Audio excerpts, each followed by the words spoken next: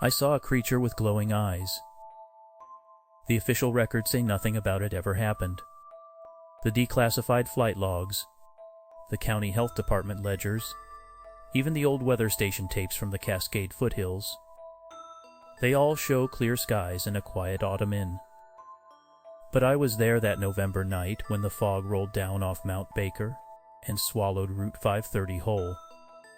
I'm 72 years old now, and I've carried this secret for nearly 40 years. My name is Gerald Duncan. Well, Gerald Hayes. Though most just call me Gerry. And what I saw standing past the guardrail that night wasn't a trick of the headlights or a lost hiker in a slicker. It was something else entirely. Something that walks between the heavy places and knows exactly when you're about to let go. If you've been following this channel for a while and you want to support the work, check out the channel members page over on the right. I've got some exclusive extended cuts and early access to the next few files. Otherwise, pour yourself something hot, dim the lights, and listen close. November 14th, 1987. Lucian Ridge County, Washington. The call came in at 2:13 a.m. over crackling radio static. Logging truck, jackknifed off County Road 9, near the old trestle bridge. Driver pinned. 2 passengers thrown clear. I was 24, fresh out of EMT school, and working the graveyard shift for the county ambulance service. My partner, Jimmy, took one look at the sleet turning to snow on the windshield and said, "Hope they're warm." They weren't supposed to be. We arrived just after 2:45. Flashlight beams cut through the thick Pacific Northwest fog, painting long, trembling shadows against the pines. The smell of diesel and damp earth hung heavy in the air. Somewhere down the embankment, a man was moaning rhythmically, like a screen door slapping its frame. I grabbed the trauma kit and hopped out into the mud before the rig even fully stopped. That's when I saw it. Past the twisted fender of the truck, standing perfectly still in the path of our high beams, was a tall figure. It wore something that looked like an oversized wool overcoat, dark as wet bark, with the collar turned up against the sleet. No hat, no boots visible beneath the hem, just bare, pale ankles and long-toed feet planted firmly in the slush. "Hey!" I called out, waving my flashlight beam across its chest. "You see a driver come through here?" It didn't answer. It just turned its head toward me. Slowly, deliberately, like an old man working up the courage to face a mirror. The light caught its eyes first, not a reflection, not quite. They were glowing. A soft, steady amber, like embers banked under ash. I blinked, sure it was the dash of my glasses or just fatigue playing tricks. When I looked again, the glow seemed to pulse once, twice, then settle into something almost human, but not quite. The pupils were vertical slits that dilated as they tracked me, and there was a faint bioluminescent halo around the irises, like a deep-sea fish drifting in the midnight zone. I thought it was a man in a hazmat suit from the timber company. I stepped closer, boots squelching in the mud. The air temperature dropped at least 15 degrees. My breath plumed out in front of me. The figure raised a hand, long fingers, joints slightly too many, nails like polished obsidian, and pointed past my shoulder. I turned. The driver's side door was caved in, but where most men would have been crushed flat, the steering column had bent upward just enough to leave a hollow space. And there, hovering an inch above the driver's heaving chest, was a thin wisp of silver vapor. It curled like smoke from a blown-out match, twisting into the shape of a man before dissolving into the cold night air. I spun back around. The figure was gone. No footprints in the mud, no crunch of gravel as it walked away, just the steady drip, drip, drip of melting snow sliding off the guardrail, and the distant wail of a siren that hadn't arrived yet. I stood there for a full minute, heart hammering against my ribs like a trapped bird. When I finally looked down at my boots, I saw them, long, narrow prints leading away from the truck, curving into the tree line. They didn't sink into the snow, they hovered exactly half an inch above it. I never told Jimmy about it, not until 3 days later, when he found me staring out the passenger window on a run to Bellingham and said, "You saw him too, huh?" "Who?" I asked, keeping my voice even. "The tall one, stood by the pines while you loaded old man Hargrave onto the stretcher. Nodded at you like he knew you. Jimmy started the engine. Took him about 20 minutes to pass. Said his name was Matlock. Works out of the county morgue now. Told me I ought to get you down there. You've got a look, Gerald, like you seen a ghost and weren't sure whether to bow or run." I didn't correct him. I just gripped the steering wheel until my knuckles turned white and drove us home in silence. Spring 1988, County Morgue, Lucian Ridge. Dr. Jonathan Matlock was nothing like his reputation suggested. In person, he was all tweed jackets, silver-rimmed reading glasses, and a voice like gravel tumbling down a tin roof. He ran the county morgue out of an old brick building that used to be a funeral parlor before Prohibition. I started as a part-time night porter, then moved up to lead tech when they stopped paying me overtime for hauling coolers. It was May when he first called it by name. We were in the prep room wiping down the stainless steel table after a carjacking victim needed sutures on his brow. The fluorescent lights hummed overhead. Rain tapped against the high, narrow windows like fingers drumming impatiently. "Do you know why they keep finding them near water?" Matlock asked suddenly, not looking up from the file he was annotating. "Hydration?" I guessed, snapping on a fresh pair of latex gloves. "Or maybe they just like to wash away in the rain." He chuckled, a dry, rattling sound. Poetic, and mostly true. They're called Shinigami by the Japanese, obviously. Death gods. But out here, in the Pacific Northwest, we just call them couriers, collectors. The ones who walk between the heavy places and let go of what's left behind. I paused, glove half pulled over my wrist. "You've seen one." "I've known one," he corrected softly. He finally looked up. His eyes were pale blue, almost gray, with a faint yellow ring around the iris. 50 years I've been logging their comings and goings, and you, Gerald Hayes, are about 3 inches from being in way over your head. I should have walked out. Instead, I leaned against the sink. "What do they want?" Matlock set down his pen. "They don't want anything. Not really. They just work. When a soul is ready to cross, when the body's given up and the tether goes slack, they show up. Sometimes they pull, sometimes they wait. And sometimes," he tapped a long finger against the glass partition separating us from the prep room, "they get stuck, like flies in amber. I've seen it happen more times than I care to admit." He stood, adjusting his cuffs. "Here's how this works. You never run from them.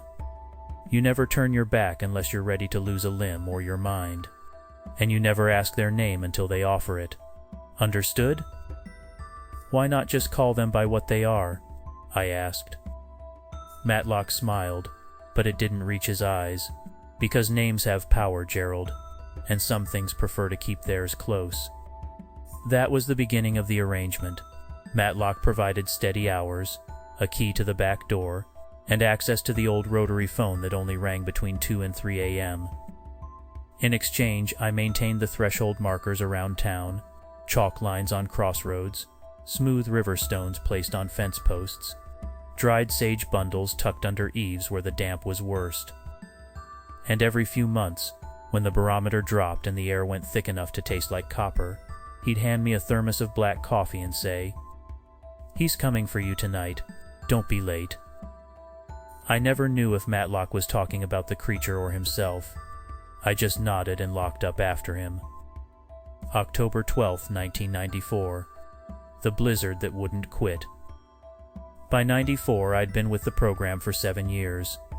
My marriage to Kim was fraying at the seams. David was 6, full of questions about why Daddy worked nights and why Mommy stopped singing in the car.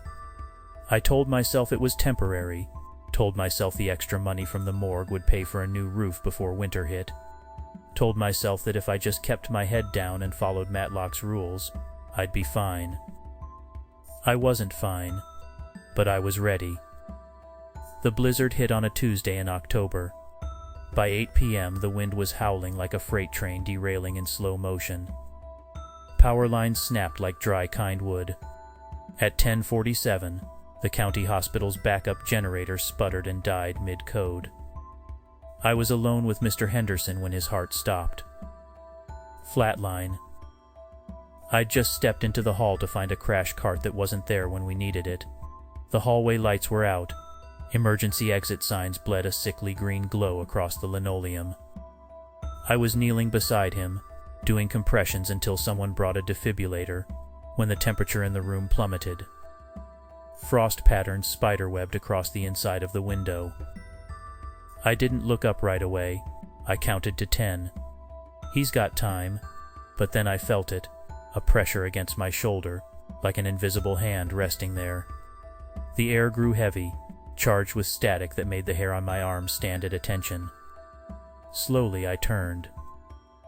It was standing in the corner, closer than before. Taller, thinner. Its coat hung off its shoulders like it had been tailored from storm clouds. And those eyes, glowing brighter now, casting long trembling shadows against the peeling hospital wallpaper. I didn't run, didn't blink, just kept one hand on Mr. Henderson's chest and met that amber gaze. It raised a finger to where its lips would be. Quiet. Then it stepped forward. The floorboards didn't creak beneath its feet. It moved with a fluid, almost liquid grace, stopping at the foot of the bed. It looked down at Mr. Henderson's still face, then up at me, nodded once. It raised both hands and placed them gently on either side of his sternum. The glow from its eyes flared, spilling over its knuckles like liquid gold. A low hum filled the room, vibrating in my molars, rattling the IVE poles. I swear I felt it in my teeth. Then came a sound like a key turning in a rusted lock. Click. Mr. Henderson gasped. His back arched off the mattress. Eyes flew open, wide and glassy, before fluttering shut again. A soft sigh escaped his cracked lips, and there, rising from his chest like breath on a cold window, was a thin silver thread. It stretched taut for a moment, then snapped with a sound like a plucked cello string. The creature lowered its hands, the glow in its eyes dimmed to a steady ember. It turned to me, tilted its head, and spoke, not with its mouth. In my head, a voice like wind through dry reeds, layered with the echo of distant water. Stuck. "I see that," I whispered, my throat tight. "Took you long enough." It almost smiled, almost, then it turned and walked straight through the closed door as if it were made of smoke. When the power came back on 3 hours later, Dr. Teresa Lynn would tell me Mr. Henderson had coded twice in the last 6 months. "He was ready to go," she said quietly, capping her pen. "You just happened to be there when he let go." I didn't correct her. I just went home, poured 2 fingers of cheap bourbon, and sat on my back porch until dawn. Kim left me a note the next morning. "David asked where Daddy goes at night. I told him you visit old friends." She didn't know how right she was. August 3rd, 2003. The Ravenden Mill Incident. By the new millennium, the world had grown louder. Cell phones replaced pagers. Camcorders replaced film. And agencies that used to be called State Forestry or Fish and Wildlife were now setting up permanent blinds in the woods, hunting for proof of things they'd spent decades dismissing as folklore. They caught one on camera first. Grainy footage from a trail cam near the old Ravenden sawmill. A tall figure stepping over a fallen log at 3:14 a.m. The eyes glow faintly through the infrared filter. Someone in Olympia called it. Then someone in D.C. Then someone with a budget and a clipboard. They sent me down there to verify. I arrived just as the sun was burning off the morning fog. The forest floor was carpeted in pine needles and rusted tin cans from decades of logging camps. In the center of a small clearing stood a steel trapdoor frame, rigged with tripwires and floodlights. 2 men in windbreakers were checking battery packs on what looked like modified paintball guns. "Gerald Hayes," one said, extending a hand. He had the sharp jawline and tired eyes of a career civil servant. "Agent Michael Shaw." "This is my partner, Agent Daniel Brooks." "Saw your footage on the monitor," I said, ignoring the handshake. "What's the play?" "We've got 3 rounds of tranquilizer darts loaded with a mild sedative, non-lethal. We just need it in the truck, run a quick physical, check its vitals, and release it back into the wild." "Wild," I repeated flatly. "Right. Tell me you didn't name your species Wild." Shaw smirked. "Look, Doc Matlock's place is only an hour north. He'll vouch for us. We just need to know what we're dealing with before the budget committee cuts our funding." I nodded toward the tree line. It doesn't like being stared at, and it definitely doesn't like paintball guns aimed at its chest. You hear a hum, you duck. Understood? They didn't. We waited until dusk. The fog rolled in thick and fast, swallowing the pines whole. At 8:47 p.m. the temperature dropped. The birds stopped singing. Somewhere deep in the brush a branch snapped like a rifle shot. Then came the sound of dry leaves skittering across stone. It stepped into the clearing like it had been poured there from an upside-down bucket. Taller than I remembered. Thinner. Its coat was darker now, almost black, and seemed to drink in what little light filtered through the canopy. Those eyes locked onto mine immediately. No fear, just a quiet, ancient recognition. "Easy," I said softly, raising both hands. "These are good people." It tilted its head, listened, then it took a step forward. Click. A tripwire caught the light. A steel cage dropped from the branches above, slamming shut around it with a deafening crash. It didn't even flinch, just stood there as the floodlights snapped on, blinding white in the sudden dark. "Now! Now!" Shaw yelled. 3 paintballs whistled through the air. 2 sparked off the dirt to its left. The third caught it square in the shoulder. It staggered back with a sharp hiss, more surprise than pain. Its eyes flared gold. I stepped into the light. "Hey! Over here!" It turned. I waved it toward me. It hesitated, then moved. Fast. A blur of wool and shadow. It slipped between my legs like smoke through a screen door. The tripwire snapped. The cage swung shut on empty air. "Run, you big bugger!" Brooks yelled, fumbling with his radio. "It's gone! I repeat, target is mobile!" I stood there as the floodlight swept over me, painting long, trembling shadows against the trees. Somewhere in the pines above, a branch creaked, then another, then silence. An hour later, I was sitting on my tailgate, drinking coffee out of a dented tin cup, when it dropped down from the branches like a leaf caught in an updraft. It landed silently beside me. Up close I could see faint silver veins tracing its collarbone beneath the torn fabric of its coat. It reached into a fold of wool and pulled out a smooth black stone, roughly the size of a golf ball, polished to a mirror shined by years of river water. It placed it in my palm, closed my fingers around it, nodded once, then turned and walked into the trees, leaving only the smell of ozone and damp earth behind. I kept that stone on my dashboard for the next 20 years, until I lost it during a move to Spokane. November 11th, 2011. The journalist who asked too many questions. Tara didn't believe in ghosts. She believed in patterns, and she'd spent the better part of 3 years tracking down every unexplained death, every missing persons report, every local news segment about strange lights over the Cascades that went nowhere. When she showed up at my door with a leather satchel and a list of names, I knew it was only a matter of time before she found me. She was 28, sharp-eyed, and wore her hair in a severe black bob that never seemed to move. She sat on my porch steps while I let her in, water boiling in the background like a metronome. 53 cases since 1987, she said, spreading out printed photos across my kitchen table, all within a 20-mile radius of Lucian Ridge, all with one thing in common. She tapped a grainy long exposure shot from 2003. The figure stood perfectly still in the center, but its eyes were blown out to pure white orbs, luminous ocular phenomena, documented by hikers, loggers, and at least 4 different county deputies, but never caught on tape. Until now. I poured her a cup of coffee, black, 2 sugars, just how she'd asked for it over the phone. And what do you think they are? Depends who you ask.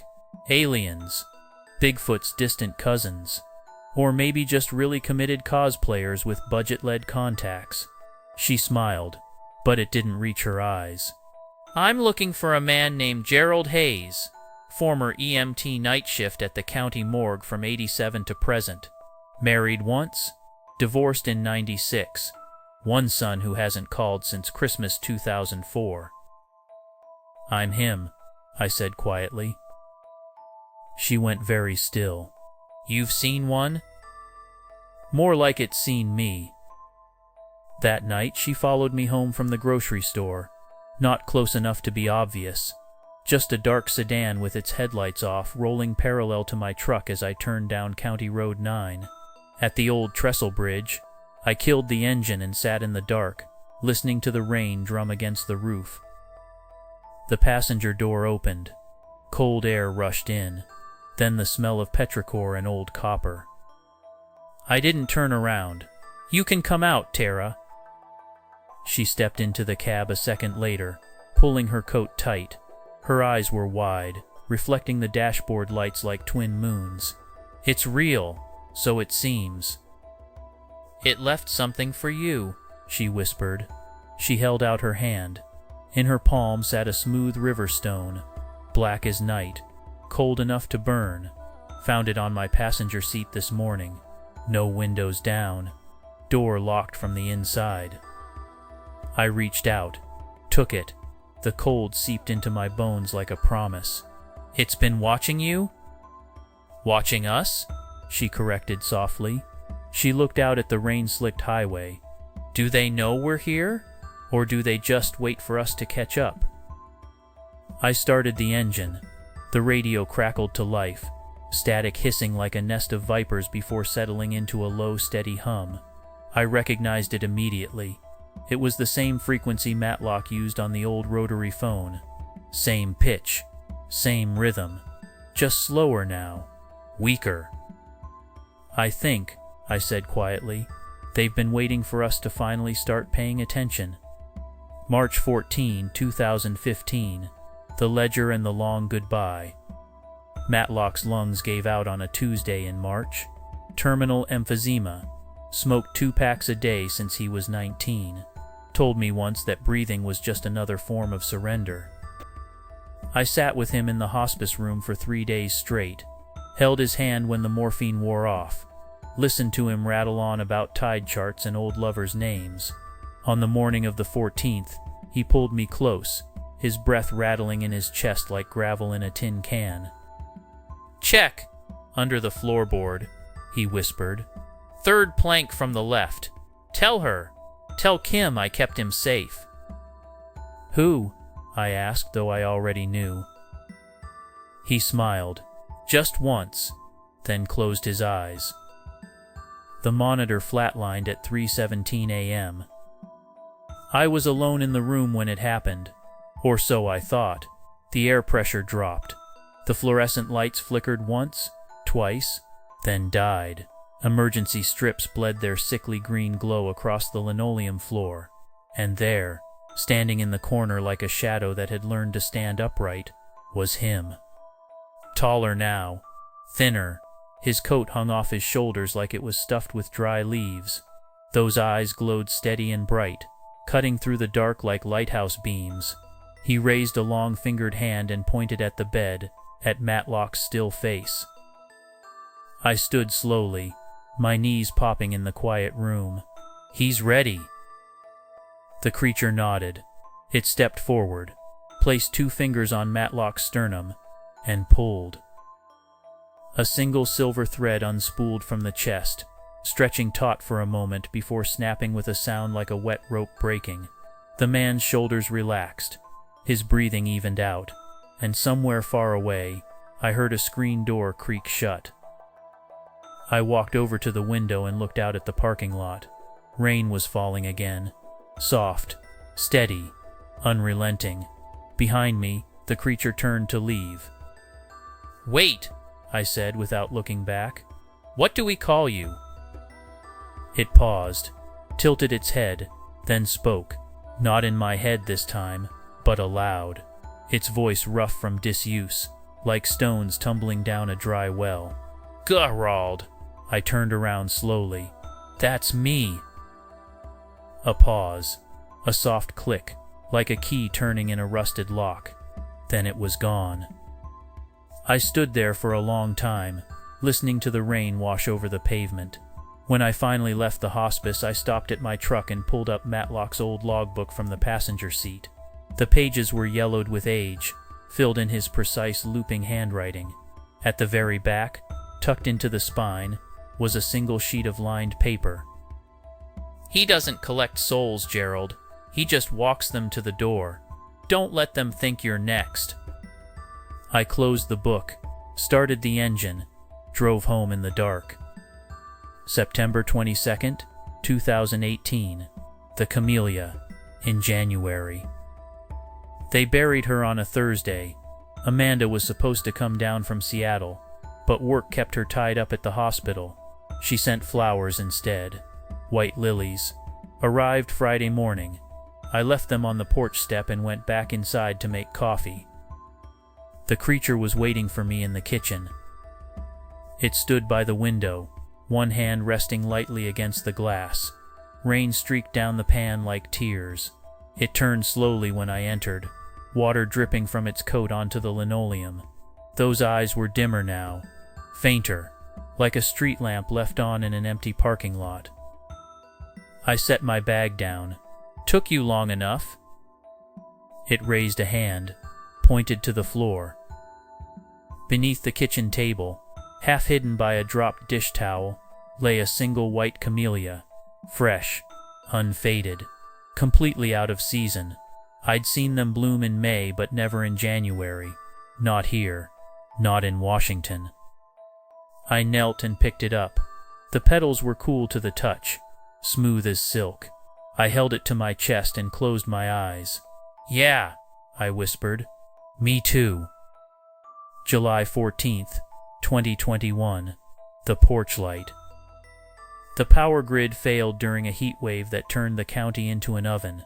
No AC, no ceiling fans, just the thick, heavy air of late July, pressing down like a wool blanket. I sat on my back porch steps at 2:13 a.m., sweating through a linen shirt, listening to crickets scream in the tall grass. The screen door creaked open behind me. I didn't turn around. Took you long enough. It stepped out into the night air. The moonlight caught its eyes, but they weren't glowing anymore. Not really. Just a faint, steady blue, like bioluminescent plankton washed ashore after a storm. It sat down on the step below mine, close enough to feel the cold radiating off it, like standing next to an open refrigerator. We sat in silence for a long time. Somewhere in the distance a train whistle blew, low and lonesome. The creature began to hum, a low, resonant tone that vibrated through the wood planks beneath my bare feet. I knew that melody, knew it better than I knew my own mother's face. Kathy used to hum it while she was weeding the garden, before the cancer took her in 19, before the silence got too loud. I turned my head slowly. "You remember her?" It tilted its head, nodded once. Reaching into a fold of wool, it pulled out a smooth river stone, placed it on the railing between us. "For you." I reached out and took it. The cold seeped into my palm like a promise I was finally ready to keep. "Till I don't," I whispered. It stood, turned, walked down the steps and into the dark. vanished like smoke through a screen door. October 3rd, 2023. The niece who knew how to listen. Christy is 26 now, works at the State Historical Society during the day, and runs a podcast on weekends about Pacific Northwest folklore. She has her mother's eyes and my stubbornness, and when she showed up unannounced last month with a duffel bag and a six-pack of ginger beer, I knew it was time. We sorted through 3 rooms of boxes in 2 days, old tax returns, faded Polaroids, a stack of National Geographics from the 80s that still smelled like mildew. On the 3rd day, while prying up a loose floorboard behind the water heater, she found the lockbox.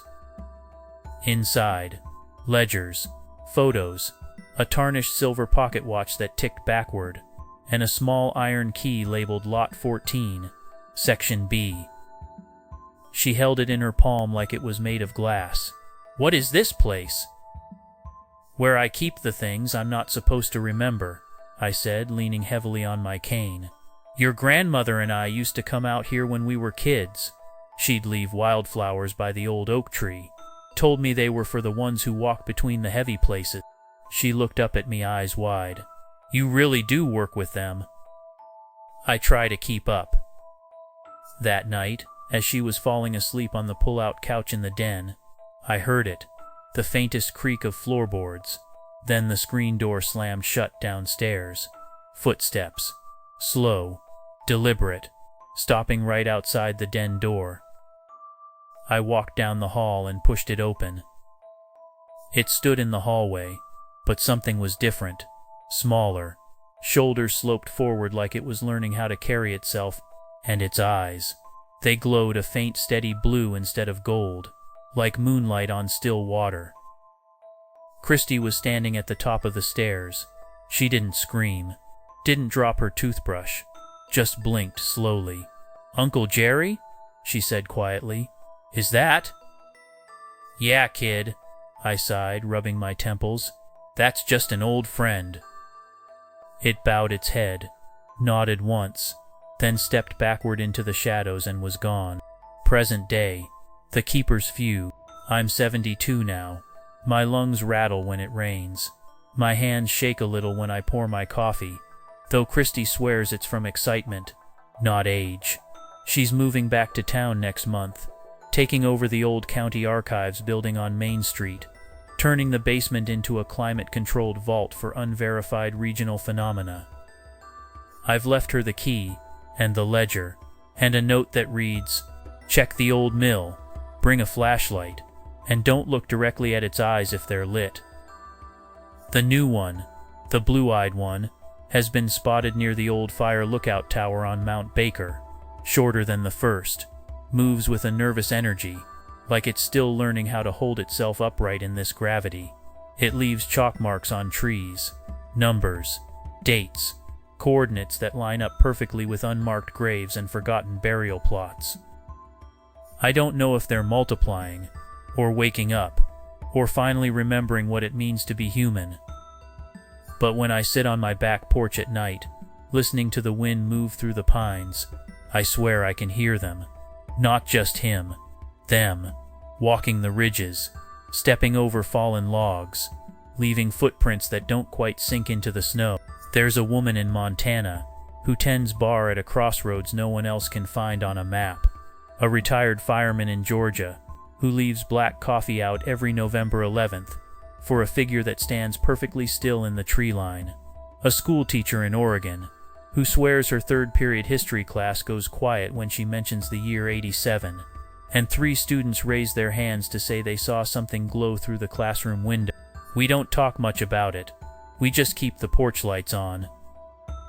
I wouldn't trade it, not for the quiet life, not for the easy years, or the unbroken sleep. The loneliness is real enough, but so is the purpose. To witness, to remember, to stand in the dark and watch something beautiful walk through the fire and come out the other side without looking back. The files were burned, the bodies incinerated, the witnesses scattered like dandelion seeds on a spring gale. But the truth doesn't need paper to survive. It just needs someone willing to sit with it in the quiet, to listen for the hum in the static, to recognize the glow when it cuts through the dark. So if you've ever driven down a back road at midnight and seen headlights reflect off something standing too still by the guardrail, if you've ever felt a sudden drop in temperature, a whisper of ozone and damp earth, a pair of eyes watching from the edge of perception, don't turn around so fast. Just roll down your window, nod once, and let it pass. You're not alone out here. None of us are. If you've seen something you can't explain, leave a comment below. Tell me what you saw. Tell me where you were. I'll be listening.